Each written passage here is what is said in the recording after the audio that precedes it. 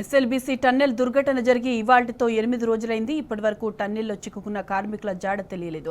టన్నెల్లో ఇంకా rescue operation కొనసాగుతూనే ఉంది. సహాయక చర్యలను collector Badavath Santosh, SPDCL CMD Musharraf Ali పర్యవేక్షిస్తున్నారు.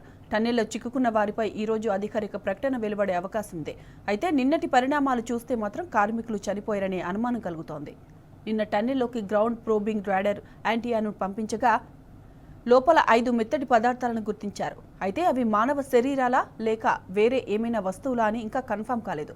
ఇదిలా ఉండగా నాగర్ కర్నూలు జిల్లా ప్రభుత్వ ఆసుపత్రి ముందు 8 అంబులెన్స్లను సిద్ధం చేయడంతో పాటు ఆసుపత్రి సూపరింటెండెంట్, వైద్యులు డ్యూటీలో ఉండడం పలు అనుమానాలకు దారితీస్తోంది.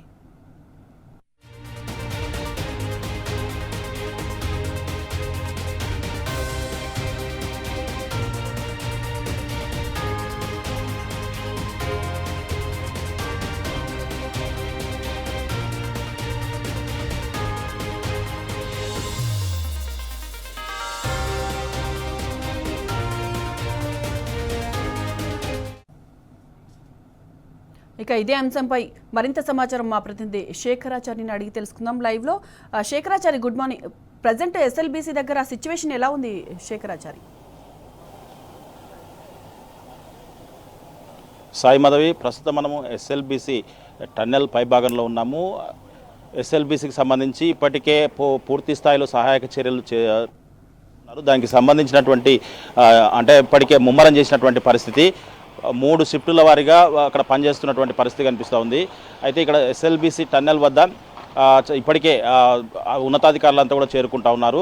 8 మంది లోపల చిక్కుకొని ఇప్పటికీ అంటే 7 రోజులు గడిచిపోయింది. 8వ రోజు రిస్క్ కొనసాగుతూ ఉంది. ఒక ఆధునికమైనటువంటి పరికరాలతో లోపల ఉన్నటువంటి కనుగొన్నామని చెప్పేసి నిన్న ఈ వార్త దావనంలో వ్యాపించింది. అయితే అక్కడ ఒక 5 మెత్తటి పదార్థాలను కనుగొన్నట్టుగా అది ఇంతకు మనుషులకు సంబంధించినటువంటివా లేదంటే ఏదైనా వస్తువులకు సంబంధించిన అనేది మాత్రం క్లారిటీ అయితే రాలేదు. వాటికి సంబంధించి మరొకసారి ఆ స్కానింగ్ మళ్ళీ చేస్తే కానీ పూర్తి వివరాలు వస్తాయన్నట్టుగా చెప్పారు. నిన్న వచ్చిన వార్తలన్నీ కూడా తప్పు అని చెప్పేసి కూడా అధికారికంగా కలెక్టర్ చెప్పినటువంటి పరిస్థితి. అయితే ప్రస్తుతము ఇక్కడ దీనికి సంబంధించి మరి కాసేపట్లో మంత్రి ఉత్తమ్ కుమార్ రెడ్డితో పాటు సిఎస్ కూడా ఇక్కడికి వచ్చే అవకాశం ఉంది. వాళ్ళు వచ్చిన తర్వాత మరి ఏమైనా నిర్ధారణ చేస్తారా లేదంటే ఏదైనా డిక్లేర్ చేస్తారా అన్న విషయాన్ని కోసం కూడా అంత వెయిట్ చేస్తున్నటువంటి పరిస్థితి కనిపిస్తూ ఉంది. అయితే లోపల అంటే నిర్ధారణ అయినప్పటికీ కూడా ఆ లోపల ఉన్నటువంటి ఏవైతే ఉన్నారో వాళ్ళని తీసుకురావడానికి చాలా ఇబ్బందులు కూడా, ఒకవేళ నిజంగా వాళ్ళు చనిపోయి ఉంటే ఆ డెడ్ బాడీలు తీసుకురావడానికి కూడా చాలా రిస్క్ చేయాల్సి ఉంటుందని చెప్పేసి కూడా కొంతమంది అనఫిషియల్గా చెప్తున్నటువంటి పరిస్థితి కనిపిస్తుంది. లోపల ఏదైతే వీళ్ళు ఆ మెత్తటి ప్రదేశంలో అంటే బురదలో ఒక 3 మీటర్ల బురద మట్టిలో కూరుకుపోయి ఉన్నారో ఆ బురద మట్టిలోకి అంటే తీయాలంటే కూడా అది కూడా ఆ బురదతో కూడినటువంటి మట్టి దాంట్లో సిమెంట్ కలిసి అంటే గట్టిగా మారిందని చెప్పి కూడా చెప్తున్నటువంటి పరిస్థితి కనిపిస్తూ ఉంది.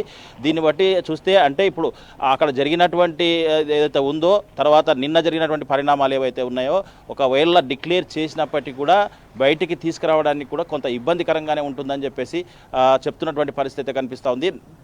మొత్తంగా ఇదో 8వ రోజు రిస్క్ ఆపరేషన్ కొనసాగుతూ ఉంది. లోపల 8 మంది చిక్కున్న వారి కొరకు అన్వేషణ సాగుతూ ఉంది. అయితే ఈరోజు పూర్తి స్థాయిలో దానికి సంబంధించినటువంటి అధికారిక ప్రకటన వస్తుందని చెప్పేసి కూడా మీడియా పాయింట్ దగ్గర చాలామంది మీడియా మిత్రులతో పాటు దేశమంతా కూడా దీనికోసం వెయిట్ చేస్తూ కనిపిస్తూ ఉంది. అయితే మనం చూడవచ్చు ఇప్పుడు ఎక్కడైతే మనం విజువల్స్ కనిపిస్తూ ఉన్నాయో ఈ ప్రదేశంలోనే అధికారులంతా కూడా అక్కడికి పోతూ ఉన్నారు. ఇక్కడ స్థానికంగా ఉండేటువంటి జిల్లా కలెక్టర్ బదావత్ సంతోష్తో పాటు ఎస్పీ గైక్వాడ్ వైభవ్ రఘునాథ్ వీళ్ళంతా కూడా సంఘటనా స్థలంలో ఉండి అక్కడ సహాయక చర్యలు అయితే ముమ్మరం చేశారు. 3 షిఫ్టులుగా పనిచేయిస్తూ ఉన్నారు.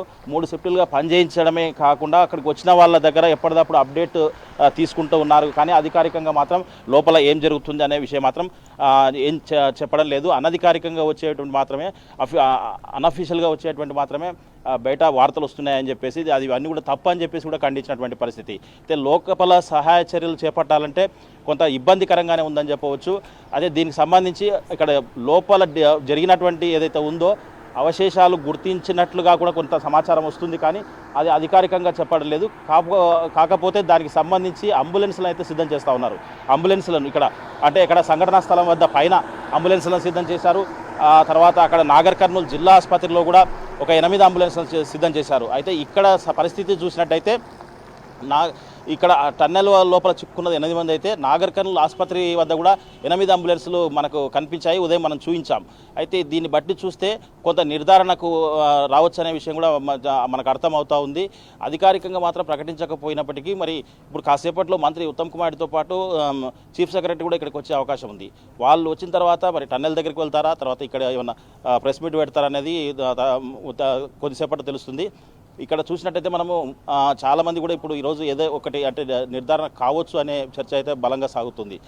ఏదేమైనప్పటికీ అక్కడ లోపల చిక్కుకున్న వారి ఒక 5 మందికి సంబంధించినటువంటి మెత్తటి పదార్థాలు అయితే గుర్తించినట్టుగా మరి ఇంకా మిగతా 3 వాళ్ళు ఎక్కడున్నారు, టన్నెల్ బోర్ మిషన్ ఉంటుంది, ఆ మిషన్లో ఎక్కడైనా ఇరుక్కపోయారా దాన్ని కూడా గుర్తించాల్సినటువంటి అవసరం ఉందని చెప్పేసి కూడా చెప్తున్నటువంటి పరిస్థితి కనిపిస్తూ ఉంది.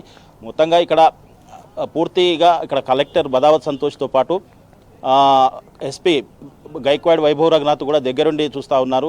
ఎప్పటికప్పుడు ఈ రెస్క్యూ టీంలకు సంబంధించినటువంటి ఏదైతే 12 రెస్క్యూ టీంలు ఉన్నాయో వాళ్ళు కూడా ఎప్పటికప్పుడు వాళ్ళ ఉన్నతాధికారులు పర్యవేక్షణ చేస్తూ ఉన్నారు.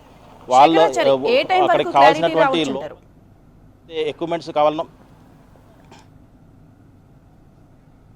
శేఖరాచారి ఇక్కడికి ఉత్తమ్ సాయి మాధవి ఏ టైం వరకు క్లారిటీ రావచ్చు అంటారు? 10:45కి ఇక్కడికి ఉత్తమ్ కుమార్ రెడ్డి గారు చేరుకోవాల్సి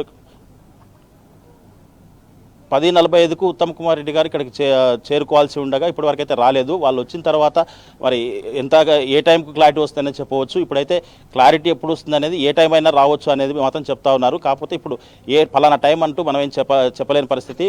సిఎస్ కూడా వస్తున్నారు కాబట్టి వాళ్ళు ఏ టైంలో ఏం చెప్తారనేది కూడా మనం వెయిట్ చేయాల్సి ఉంటుంది. ఇక్కడ పూర్తి స్థాయిలో అయితే అందుకు తగ్గట్టుగా కూడా అధికారులు కూడా సంసిద్ధమవుతా ఉన్నారు. ముఖ్యంగా నాగర్ కర్నూలులో సంబంధించినటువంటి ఇట్లా వైద్య శాఖ కావచ్చు, ఇటు పోలీసు, రెవెన్యూ అధికారులంతా కూడా రాత్రి నుంచి కూడా అప్రమత్తం చేశారు. పూర్తి స్థాయిలో వాళ్ళు విధుల్లో ఉన్నారు. వాళ్ళకి సంబంధించి అన్ని ఏర్పాట్లు కూడా చేసుకుంటున్నటువంటి పరిస్థితి కనిపిస్తూ ఉంది. ఇప్పుడు ఏదైతే తుది నిర్ణయం వస్తుందో దాన్ని బట్టి మరి పరిణామాలు ఎట్లా ఉంటాయనేది కూడా మనం వెయిట్ చేయాల్సి ఉంటుంది. దానికి సంబంధించిన అయితే లోపల ఒకవేళ ఐడెంటిఫై చేసినప్పటికీ కూడా, నిర్ధారణ చేసినప్పటికీ కూడా ఆ లోపల ఉన్నటువంటి వాటిని తీసుకురావడానికి కూడా చాలా రిస్క్ చేయాల్సి ఉంటుందని చెప్పేసి లోపలికి వెళ్ళి వచ్చినటువంటి ఎవరైతే అక్కడ పనులు చేస్తూ ఉన్నారో షిఫ్ట్ల వారిగా వాళ్ళు చెప్తున్నటువంటి పరిస్థితి కనిపిస్తూ ఉంది. లోపల బురదతో కూడినటువంటి మట్టిలో కూరుకుపోయి ఉండొచ్చు. వాళ్ళని తీయాలంటే ఆ మట్టి గట్టిగా అయ్యింది, తర్వాత సిమెంట్ మాదిరిగా అయ్యిందని చెప్పేసి కూడా చెప్తున్నటువంటి పరిస్థితి కనిపిస్తూ ఉంది. ఇది మరి కొద్దిగా కాలం అంటే తీసేందుకు మళ్ళీ కొంత టైం కూడా పట్టే అవకాశం ఉందని కూడా చెప్పవచ్చు. సాయి మాధవి.